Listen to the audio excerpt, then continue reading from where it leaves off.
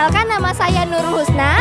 Saya adalah salah satu anggota jurnalistik Mandua Aceh Tamiang. Nah, kali ini saya sedang berada di ruang UKS Mandua Aceh Tamiang. Kira-kira udah pada tahu belum saya di sini mau ngapain? Ya, jadi saya di sini mau ngeliput tentang aksi donor darah sukarelawan yang diadakan oleh organisasi PMR Mandua Aceh Tamiang yang bekerja sama dengan PMI dan juga RSUD Aceh Tamiang. Yuk, langsung aja kita masuk.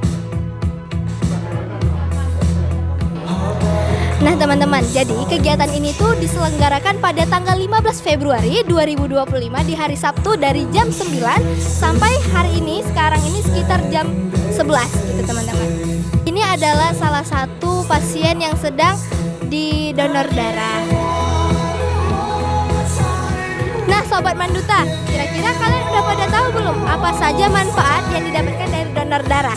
Nah jadi salah satu manfaatnya adalah dengan bisa menstabilkan pikiran kita dan juga bisa membuat kita terhindar dari penyakit kanker. Nah semoga hal manfaat yang udah dilakukan PMR, kegiatan ini tuh bisa berdampak manfaat yang sangat luar biasa dan juga konsisten di tahun-tahun berikutnya.